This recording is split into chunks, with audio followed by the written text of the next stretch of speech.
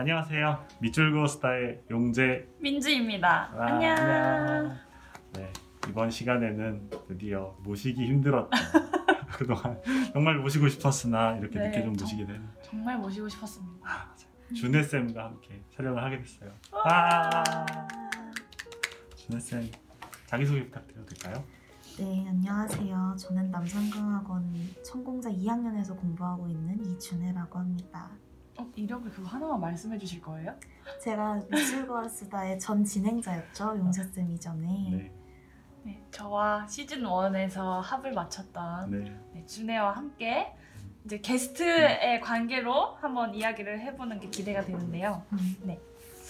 그래서 오늘의 그 읽을 책으로 넘어가 보면 오늘은 니체의 안티크리스트라는 책을 읽고요.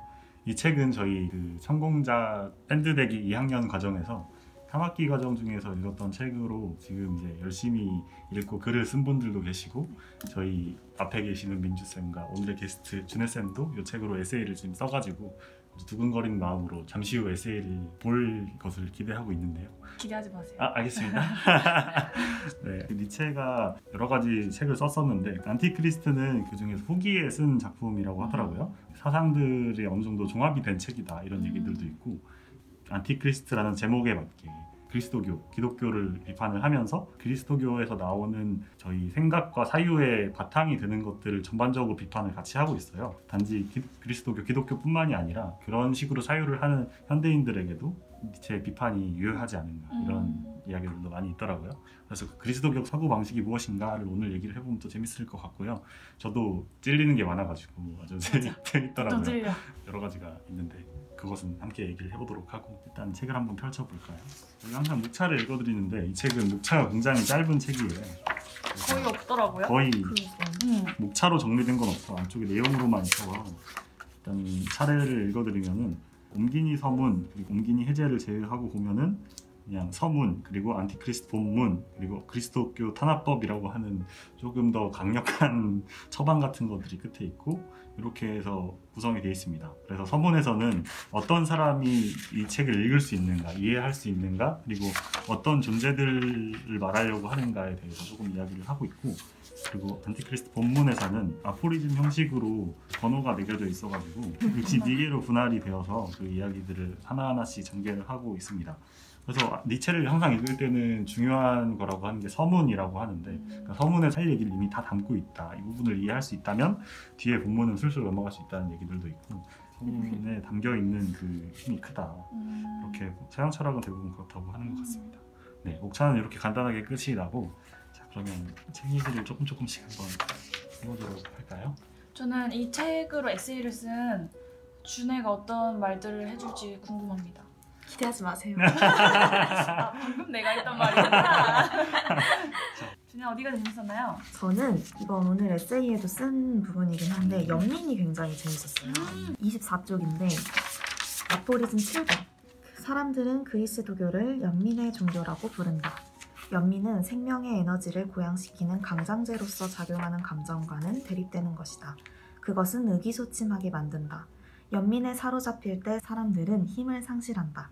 괴로움 자체로 인해 이미 삶에서 일어난 힘의 손실은 연민 때문에 더욱 커지고 늘어나게 된다. 연민을 통해서 괴로움 자체가 전염성을 갖게 된다. 경우에 따라서는 연민을 일으켰던 타인의 괴로움의 양에 비하면 터무니없을 정도로 생명과 생명의 에너지에서 총체적인 손실이 연민으로 인해서 야기될 수 있다. 나사렛 사람의 죽음이 그런 경우다. 여기까지였는데 이 연민이 기독교에서 굉장히 중요하게 여기는 개념 중 하나잖아요. 근데 그게 사람들 엄청 의기소침하게 만든다고 하는데 전 연민을 굉장히 좋은 거라고 생각을 해본 것 같더라고요. 면회장에서 제가 맹자를 읽은 적이 있었는데 여기랑 같은 관점으로 얘기를 한 건 아닌 것 같긴 하지만 거기서 막 측은지심 이런 거를 얘기를 하거든요. 그래서 누군가를 불쌍히 여길 줄 알고 동정할 수 있는 마음이 좋은 마음이구나, 그게 선한 마음이구나 이렇게 생각해 왔는데 그게 사실은 굉장히 약자적인 방식이라는 거예요. 연민이라는 게 사실 필연적으로 다 자기 연민인 거고 다른 사람들을 불쌍히 여기는 이 마음 뒤에는 내가 저 사람보다 조금은 낫겠지라는 그런 안도감 같은 거를 묘하게 갖고 있는 것 같다. 맞아. 이런 얘기도 하고 또 이게 보다 보니까 연민이 좋다고 생각을 했던 저의 큰 전제가 공감을 하는 거라고 생각해서 그랬던 것 아, 같거든요. 그래. 나도 이 포인트야. 그러니까 우리는 연민을 저 사람의 아픔에 공감한다 이렇게 생각을 하잖아. 그러니까 이게 어떻게 대체 악이 되고 생명의 에너지를 갉아먹는다는 거야? 이 질문이 들 수밖에 없는 것 같아. 근데 난 그 질문이 항상 안 풀렸어. 풀어주세요. 약간 솔직히 조금 풀렸다고 생각하는 지점은 이런 건데 이게 보통 어떤 사람한테 엄청 공감을 한다 하면은 이 사람하고 같이 뭔가 문제를 풀어가려고 엄청 노력하잖아요. 이제 이 사람하고 막 피드백을 서로 주고받기도 하고 같은 문제의식을 갖고 있다고 생각하니까. 근데 연민을 느꼈을 때는 갑자기 제가 무조건적으로 굉장히 관대한 사람이 돼가지고 막 위로의 말만 무한정 해줘요. 그 순간에만. 근데 그 순간에 드는 그 안타깝고 너무 불쌍하고 잠시 울적해지는 그 기분으로 그 상황을 마무리 짓고 넘어가는데 이 연민을 느꼈을 때 제가 뭔가를 딱히 하진 않더라고요. 딱 그 기분을 느끼고 동정하고 무조건적으로 막 위로해주고 토닥토닥 이 이상으로는 안 해주니까 그 상대이든 그 연민을 했던 게 저 자신이든 간에 그 상태로 계속 머무를 수밖에 없는 그 배치를 제가 만들고 있더라고요. 그래서 저를 연민할 때는 나는 도와주는 사람이 없으면 지금 이 상황에서 힘들 것 같다 라든지 아니면 이제 나 스스로의 힘으로 하기엔 너무 어려울 것 같다 뭐 이런 생각으로 그 사건을 좀 모면하려고 하지 않나 이런 생각이 드는 것 같아요.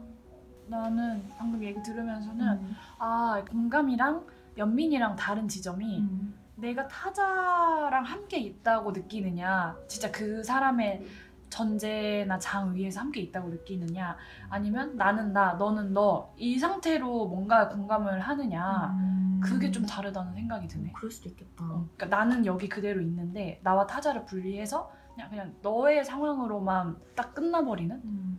그게 연민과 공감의 차이가 아닌가 하는 생각이 드네. 그게 약간 니체가 얘기하는 더 나아가는 그런 게 없는 것 같아요. 맞아. 생명으로서 고양이 되고 여기도 이제 생명의 에너지를 고양시키는 맞아요. 강장제와 정반대다 이렇게 돼 있는데 그럼 그거 설명해 드려야 되나? 그 선과 악과 행복에 대한 정의를? 이번 어플리즘 맞죠?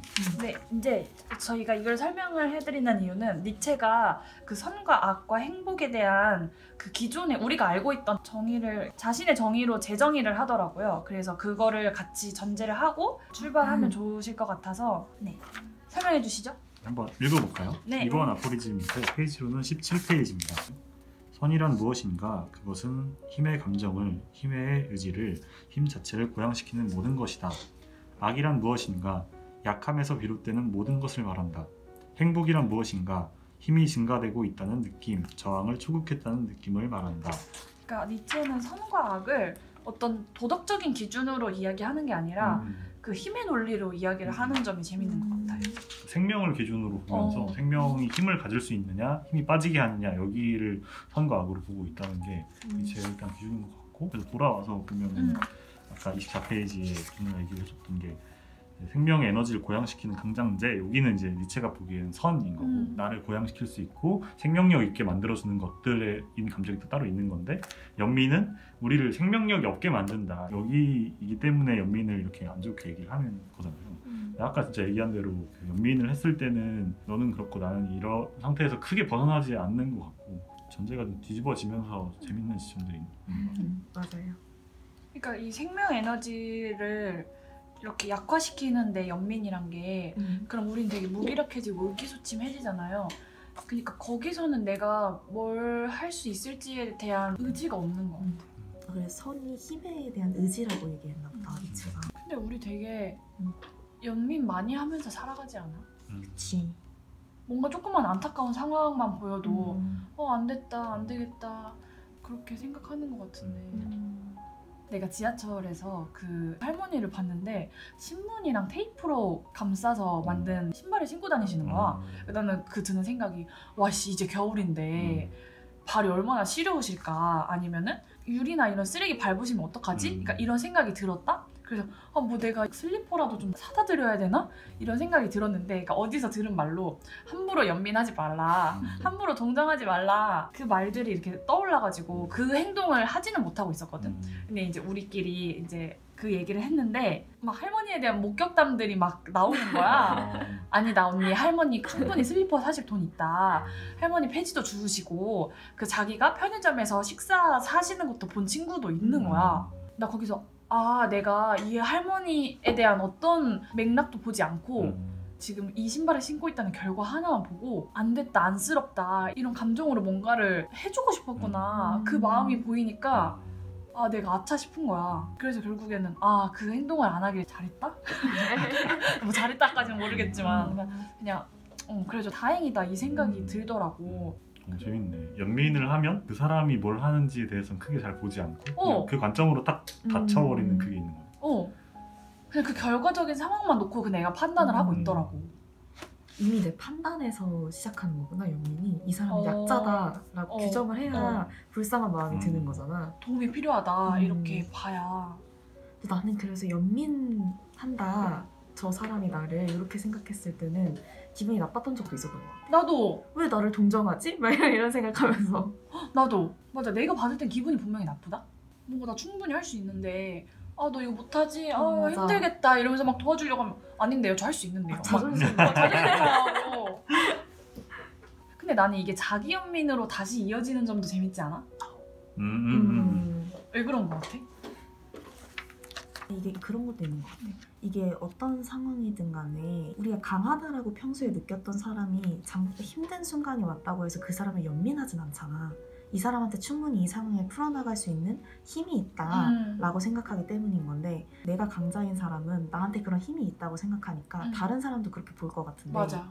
이게 내가 그 힘이 없다고 생각하니까 저 사람이 저런 상황일 때 아 어렵겠구나 라고 생각해서 불쌍하게 여기는 거잖아. 결국은 자기 자신을 연민하는 거하고 똑같은 게 될 수 있는 거지. 아 연민 자체가 약자가 관계를 맺는 방식이 맞아. 그래서 주석에서는 막 노예적인 도덕이다 이렇게 표현하게 되더라고. 맞아 연민 재밌었어. 연민 재밌었어. 용재는 어디가 재밌었나요? 저는 페이지는 42페이지 15번 아파리즘인데요. 거기 밑에서 보면은 밑에서 5번째 줄인데 자연이라는 개념이 신에 대한 대립 개념으로 일단 고안된 후부터는 자연적인 것이라는 말은 비난할 만한 것을 가리키는 말로 사용되어야만 했다. 저 허구적인 세계는 자연적인 것, 현실에 대한 증오에 뿌리를 두고 있으며 그것은 현실적인 것에 대한 깊은 불만의 표현이다. 그러나 이것으로 모든 것이 설명된다. 현실을 왜곡하면서 그것으로부터 도망하려고 하는 자는 누구겠는가? 현실로 인해 고통받는 자다. 현실로 인해 고통받는다는 것은 그 현실이 좌절된 현실이라는 것을 의미한다. 쾌감에 대한 불쾌감의 우세가 저 허구적인 도덕과 종교의 원인이다. 그러나 그와 같은 우세가 데카당스를 위한 공식을 제공하는 것이다. 이렇게 있는데 여기가 제가 좀 찔렸던 부분이기도 하고 기본적으로 여기서 얘기하는 거는 기독교에 대한 얘기잖아요. 일단은 기독교에서 현실을 부정하게 된다. 현실 자체를 증오하게 되는 구조를 얘기를 하고 있고 공상적인 것들로 도망가려고 하는 그 과정이 지금 문제라고 얘기를 하고 있는데 제 삶을 딱 돌이켜봐도 이럴 때가 되게 많은 것 같은 거예요. 지금 여기서 펼쳐지고 있는 것들은 일단 참아 이런 식으로 되든지 아니면 버티는 거 아니면 그냥 도망가 이런 식으로 돼버리고 나중에 언젠가 좋은 게 있을 거야 이렇게 되는 구조가 똑같이 있는 것 같아가지고 그러니까 그게 뭐 천국을 바란다 여기까지 가지 않더라도 지금 여기에서 계속 벗어나려고 하거나 여기를 그냥 있거나 참거나 이렇게 돼버리면은 이 기독교적인 마음과 똑같은 마음이 아닌가. 기독교에서 일으키는 천국을 향하게 하는 마음 그런 게 있더라고요. 근데 그 자체가 생명력을 약화시킬 수밖에 없다는 생각이 드는 게 여기 끝에서도 그러나 그와 같은 우세가 데카당스를 위한 공식을 제공하는 것이다 라고 되어 있는데 데카당스가 그 생명력이 약화되고 지쳐있는 상태라고 하더라고요. 그래서 이런 식의 데카당스가 될 수밖에 없는 생명력이 약화될 수밖에 없는 구조의 사고 아닌가 이런 생각이 들었던 게 지금 내 몸은 자꾸 지금 여기에서 뭘 해야 되는데 여기를 계속 외면하고 있으면 내가 살아가는 발판이 없어지는 거잖아요. 일단 미래에 이런 돈을 많이 벌 거야, 천국에 갈 거야 이런 생각만 하고 있으면 그래서 지금 여기를 계속 힘들게 하는 사고일 것 같고 이거 말고 또 어떻게 갈 수 있지? 이거에서 되게 깜깜한 느낌이 들어가지고 니체 얘기를 좀 더 파보면 재밌을 것 같다 이런 생각이 들었어요. 저는 이 부분이 재밌네요. 그 자연이라는 개념이 신에 대한 대립 개념으로 고안된 후부터 그러니까 우리가 신에 대한 이미지가 뭔가 완벽하고 그것보다 더 우위에 있는 것은 없는 그런 절대적인 선 그런 느낌이 강하잖아요. 그것에 대해서 반대로 뭐 완벽하지 않은 것들 아니면 우월하지 않은 것들 이런 것에 대해서는 우리가 지금 비난할 만한 것으로 가리킨다는 거잖아요. 근데 그건 맞는 것 같아. 나도 내가 에세이를 쓰면서 아, 사람이 다 이 세상이 자연이 모순이 있구나. 그냥 긍정적인 것도 있고 부정적인 것도 있고 이거를 안 보려고 했던 것 같아. 그냥 무조건적인 긍정을 향해서 가려고 했고 그러다 보면 부정은 보지 않은 채로 아 부정적인 거 피해 폭탄이다 피해 뭔가 이런 식으로만 항상 갔던 것 같아. 그러니까 예를 들어서 내가 완벽하지 않다는 거를 내가 보고 싶지 않은 거지. 근데 그게 나는 정신승리를 하고 있었던 거야. 안 보면서 완벽하다고 생각하고 있었던 거야. 약간 사회적으로 그런 거를 보여주는 것 같기도 하고 그러니까 되게 모순적인 게 세상에는 이미 많이 있다 이런 것도 그렇고 자연도 이미 그렇게 있는 것 같은데 병이 생기면 병을 깔끔하게 치료할 수 있어요. 여기다가 놓고 병 없는 나를 계속 생각할 수밖에 없게 만들고 그리고 뭐 돈이 많은 게 지금 제일 좋잖아요. 지금 자본주의 사회에서는. 그럼 돈이 없는 걸 계속 안 좋게 보게 만들고 거기를 자꾸 외면하게 만들고 뭐 돈이 없는 상태에서도 살아갈 수 있는 방법에 대해서는 아무런 제시를 하지 않는 상태에서 자꾸 이상향만 또 제시를 하기도 하고 하는 이런 모습들도 그렇고 맞아. 근데 거기에 또 이제 휩쓸려 버리면 그냥 진짜 그냥 그렇게 느껴버리게 되니까 이 실제로 나타나는 모순이나 실제로 나타나는 이 삶의 부분들을 그냥 싫어하게 돼버리니까 그 다음에 이제 쾌감에 대한 불쾌감의 우세가 돼버리는 게 이게 이렇게 생각하면 정말 이렇게 될 수밖에 없겠다 이런 느낌도 들고 그러면 니체가 얘기하는 생명력 넘치는 사람들은 이 모순들을 받고 갈 수도 있다는 뜻이니까 또 어떻게 생각하면 그 길로 가지 이런 것도 좀 들고 그러니까 우리가 이게 진짜 잔혹한 것 같아. 나나 타자에 대해서 계속 완벽한 완전함을 요구하는 거. 그 용재 말했듯이 그 예시를 듣고 우리가 막 자연을 보는 거나 애완동물을 키울 때 보는 시선이 좀 생각이 났는데 사실 동물들도 다 야생성이 있잖아. 자연에도 그런 야생성이 있고 근데 우리가 그거를 소비할 때는 엄청 평화로운 거 그냥 귀엽고 예쁜 거 이렇게만 소비를 하는데 그 폭력이 지금 우리가 우리한테도 쓰고 있는 거고 그냥 진짜 이 내 옆에 있는 친구들한테도 그렇게 쓰고 있는 거고 충격. 생각하면 생각할수록 좀 많이 떠오르는 게 젊음과 늙음에 대한 가치 설정하는 것도 그렇고 늙는 걸 싫어하잖아요. 맞아. 두려워하죠. 늙는 거는 자연의 현상이고 어떻게 보면 긍정할 수도 있지 않을까 싶은데 그거 자체를 늙는 건 안 좋은 거야. 이미 자기는 늙음을 향해 가고 있음에도 불구하고 자기 안에 그런 안 좋은 게 있다고 생각하기 때문에 그냥 벗어나려고만 하는 그 구조 안에 갇히고 그러니까 그런 하나하나가 조금씩 다 있는 것 같아요. 진짜 되게 우리랑은 이 얘기가 먼 이야기 같았거든? 근데 읽으면 읽을수록 진짜 우리 얘기야. 이게 야생성을 억눌러야만 된다고 생각했던 것 같아. 맞아. 그렇게 살아야 된다고 생각했던 것 같아.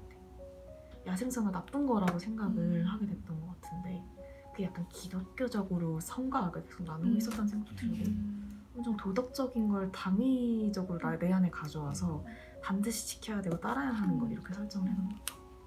이번 에세이 쓰는데 내가 진짜 나를 엄청 소외시키면서 살았구나 이런 게 너무 눈에 보이는 거야.